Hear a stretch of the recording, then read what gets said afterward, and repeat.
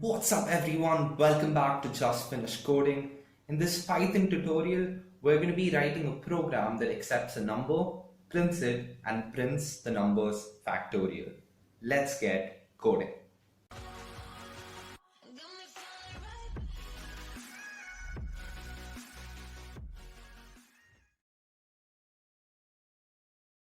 Just finished coding.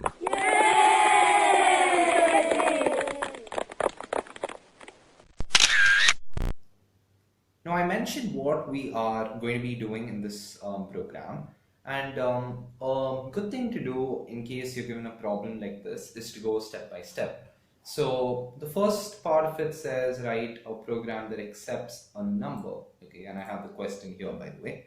So let's enter some basic code in order to accept the number. So I'm going to say print, enter the number, and then I'm going to be saying I'm going to set the variable name to n. Okay, so n is going to be the number, and we're going to be using the int of the input, okay, which is the integer of the string. So in case we get let's say a value 15, then we are going to be storing we'll be getting the value of the input as 15 within quotes, and what this would do is basically turn it into an integer where we can perform operations. So that would accept a number, okay, and then print it out. So printing it is pretty easy. We're just going to print the number equals and then add string of n, okay, and now we have the factorial part of it. So in order to do this, I'm going to be initializing a variable f, okay, and this is going to be storing the factorial, and we're going to constantly be performing operations to this. So I'm going to set f to 1, and I'll explain why I didn't set it to 0 in a minute. So I'm going to set another variable called c to be equals to 1. I mean, I could technically set it to 0 as well, but it really wouldn't make a difference in my program. So now we enter into the main loop. I'm going to use a while loop in this case. You could use a for loop if you want. Just make sure you know how to use the for loop. So while loop is just going to be easier here, so I'm going to use the while loop. So I'm going to say while c is less than or equals to n, and here's what we wanted to do. So we want to increment c at the end of the loop. Okay, so I'll do that right at the beginning itself. And now we want to say f, okay, is equals to f, not f in capital, f times c. So you always want to make sure your case is always the same. And c is equals to c plus 1, or c plus equals to 1 if you want to do it as a shorthand operator.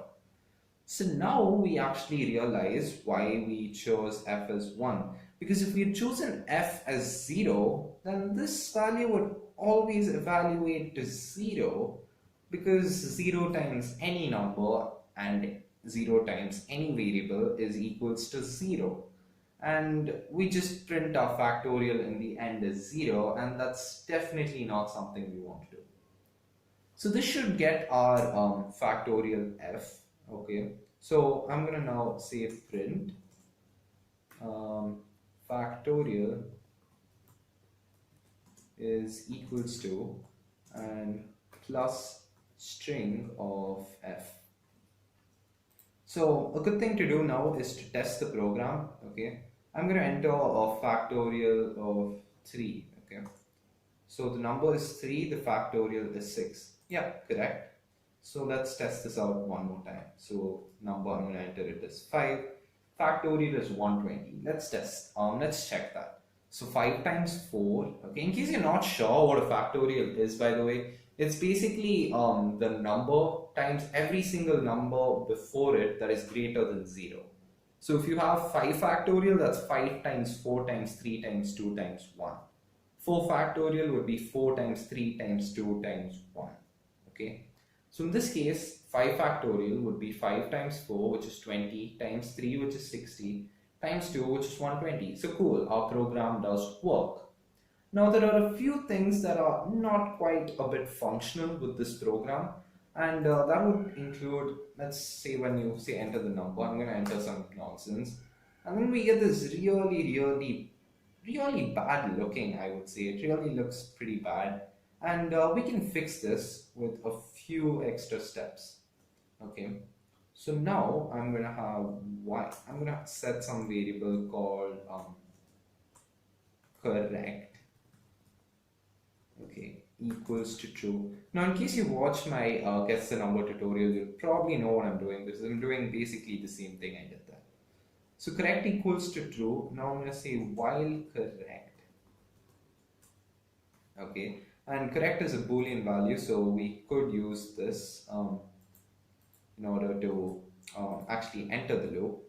Now we want to use this statement, or a keyword I should say, called try, and now tab is inside the try, and I'm going to have an except.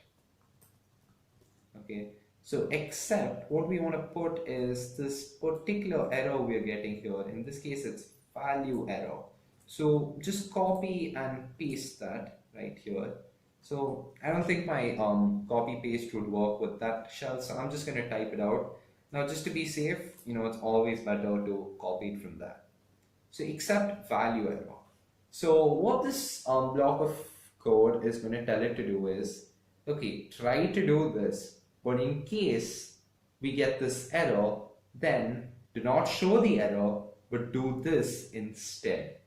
So what we want to do is to print, please enter a positive integer. Please enter a positive integer. Cool, that's what we needed to do. Now, another thing that our program would fail to do is, let's say we entered something like -100. Okay, so now obviously you can't have a factorial of a negative number. So another part we want to actually add here is, inside this try, I'm going to say if, oops, not here, okay, inside this try, after the n is equals to int of the input. So if n is if n is 0, or if n is 0, actually that would be an interesting thing to actually do. Okay, so I'm just going to remove this for the time being. Okay, and I'm going to run it, and I'm going to print, I'm going to say is 0, and we actually run infinitely, because c is initially equals to 1, and basically it's never actually going to finish.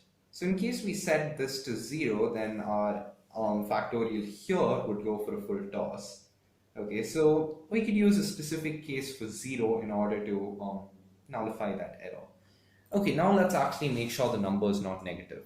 So if n is less than 0, okay, then what we wanted to do is to print again the same thing. So I'm just going to copy and paste that right here. Perfect. So else, if it's not, then the number is perfect, and we want to exit this loop, and we could do that by saying correct is equals to false. So now this Boolean value would be false, and basically while false would never execute at all, and it would move on. Okay, now we come to a little more easy part to do. So in case n is not equals to 0, okay, and a not equals to would be exclamation and then equals to, then this block of code is going to work perfectly.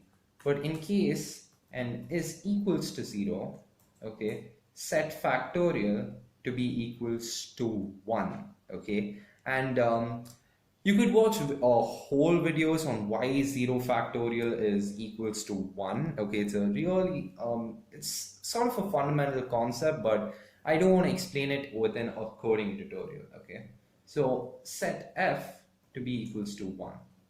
Okay, and now we want to print this. So let's run it for the final time. So enter the number 0, the factorial is 1. Perfect. I'm going to enter some nonsense and please enter a positive integer, negative 90. Please enter a positive integer, let's say 5, and boom, we have 120.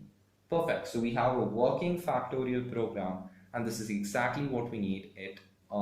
We've done exactly what the question has asked us to do. So that's it for this video, guys.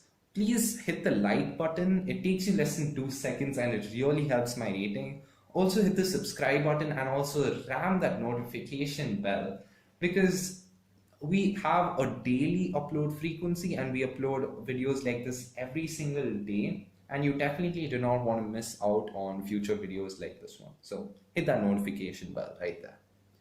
With that said, thanks for watching everyone. I'll see you tomorrow with a Scratch tutorial. Bye bye.